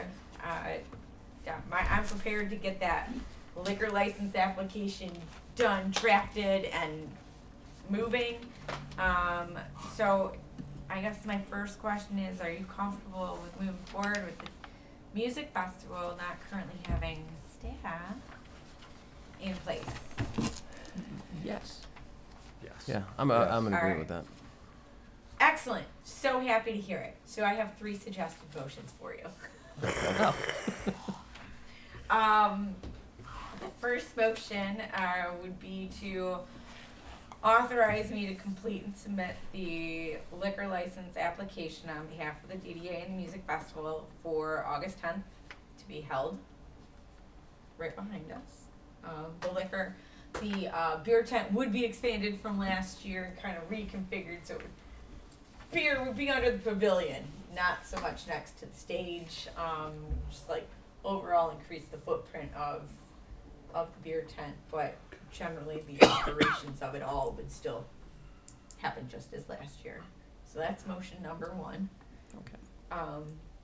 Do you want me to tell you what all the Yeah. motions No, are? let's- You let's make do- them as I'll- you go. I can't even remember the first Yeah, one. I'll make a motion You to just said it, yeah. authorize the economic developer to apply Here, for the liquor there's license. There it is. All right. All right. Second. Excellent. Yeah. Okay, all those in favor? Aye. All right. Motion carries. Motion number 2. Authorize the DDA director to enter into a contract agreement with Thornetta Davis to perform at the music festival on August 10th 2024 for a cost of $2,500 and provide a 50% deposit of $1,250 with the balance to be paid following the performance. Okay, so we have to approve each individual performer? Yes. Okay. Well, for the ones that are over $1,000, Okay. because I need that authorization. Okay. Well, I will so move that the DDA director should put down that deposit and pay Thornetta Davis the amount you suggested. All right, thank you. Second. All right. All those in favor? Aye. Aye. All right, number 3. All right, similarly, to authorize the DDA director to enter into a contract agreement with Nadir Omalawi to perform at the Lathrup Village Music Festival August 10th for a cost of $2,200 with a 50% deposit of $1,100, the balance to be paid following the performance. What she said, I move. Second. All right, so, all right, made in support, no discussion. All those in favor? Aye. Awesome, Motion literally. carries. Rock on, you guys. All right, and I will make sure that you guys obviously remain involved. I know Kelly has indicated she intends, she would like to be the DDA board person for the music festival. I think it's important to have somebody on there. Fine. Yep. Any opposition to that? No. All right, excellent. So we're good on that. Ally, an approach update. Really, this is just FYI for you guys, and of course it didn't turn out very well for me or for Bruce. And it didn't print out the second page. I'll make sure you see this. Ringler and I drove around the other day to make sure that what was on there needs to be on there. And there was a couple alleys and approach that can probably be deferred, but I'll make sure you have that information and that we have that available prior to next month's meeting. And I'll arrange to have Scott come here and make some comments about it. But really, it was an FYI to see kind of where we're at. So the delayed repairs, is those areas that you're referring to? Yes, the ones that were like, hey, this approach could wait. There's a couple things in there that are like, we have the vacant lot, for example, right down south of 696. That that's on there for repairs. But I mean, who knows what's going to happen with that property? Let that property owner come with a proposal to develop it. Who knows? He or she may end up using that alley, and it wouldn't be an expense to us anyways. So that was really, there's no action on that one anyways. Last bit of action for you is the landscape proposal. So our new contractor is Paradise Garden Landscaping. Boy, they are kicking butt. Part of their bid was to design the flower beds around City Hall. Pam's correct. It did not include the monument sign. I suppose we can ask them to do that, or we can do it ourselves, whichever we prefer. But I wanted to bring this to you to get your thoughts. They do have a total estimated cost of $4,105.83, and that is for to fully landscape these beds with their design, which, as you can see, has those pretty hydrangea bushes. The Sylvia, those are that purple, right? And the sedum is the autumn joy sedum, which is that's the yellow. The hydrangeas are the white. The sedum is the yellow. I did give him our plant selection, so he was kind of trying to pull from our different color palettes, right? I gave him your suggestions, Well, Pam. No, well, I Not happy with have them. many concerns. Okay.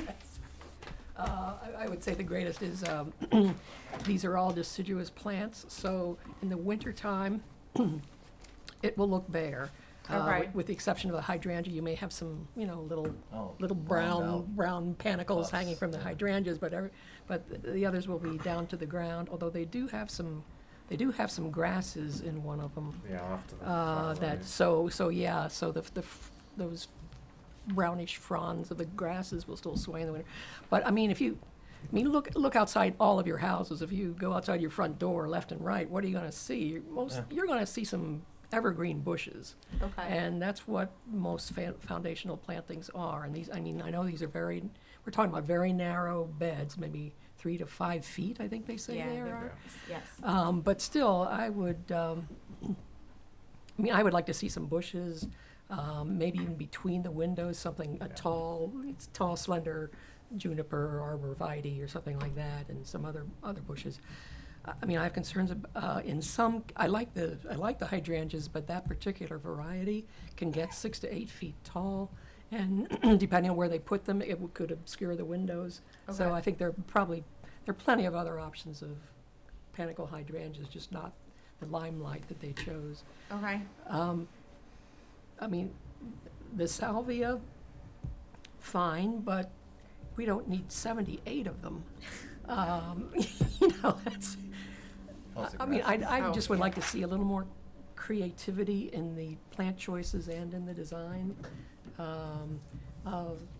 This is just a personal thing, but autumn joy is my least favorite sedum, although it's the most popular probably.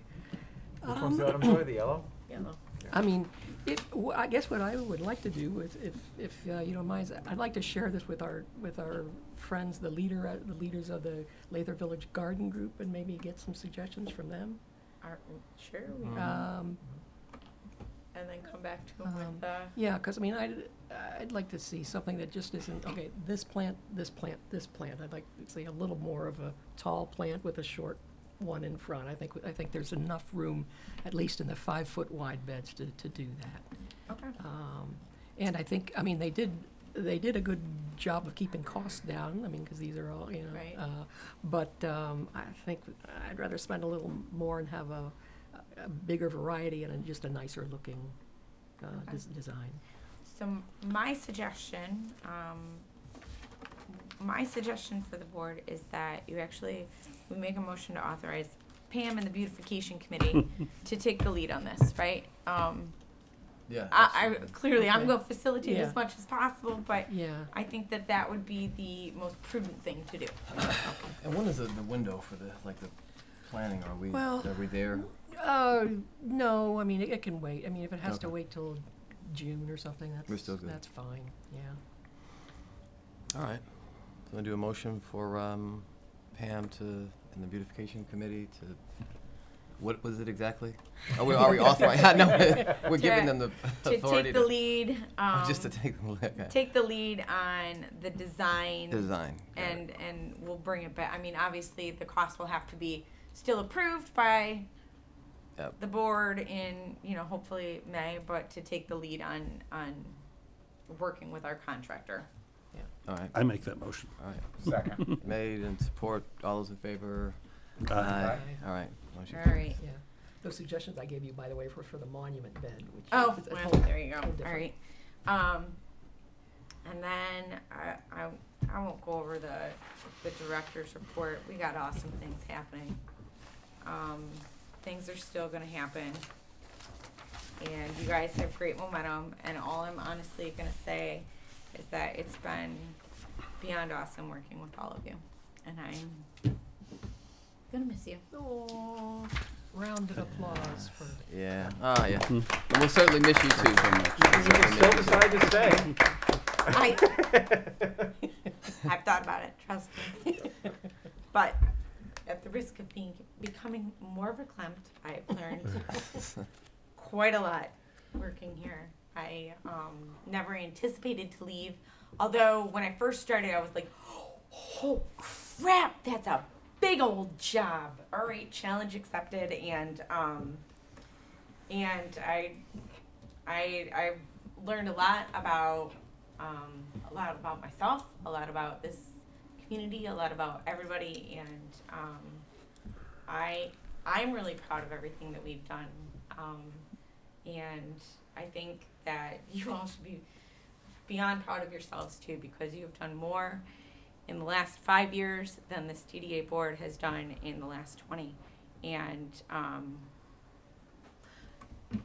don't let them take that away, right? Don't let them take that away. You have awesome momentum. It might falter a little bit, but continue to kick butt, and I look forward to watching the continued progress of this community from afar. So thank you for being part of my growth and the growth of this community. So thank you. Come visit us. Thank you. Yeah, hopefully not too far. No. I only speak for myself, but in that time, Susan, it certainly has been our pleasure to have you be the steward of this program and moving it forward. You're giving the congratulations to the board. We all played a part, but it needed somebody to drive the bus, and you did an excellent job. Thank you. Thank you. Absolutely. Actually, he did speak for all of us. Thank you. Absolutely, absolutely. We would definitely miss you, Susan. And thank you. It's mutual. It's mutual. Mhm. Thank you. I think we've come to the conclusion here. We'll accept a motion to adjourn. All right, motion to adjourn. Second.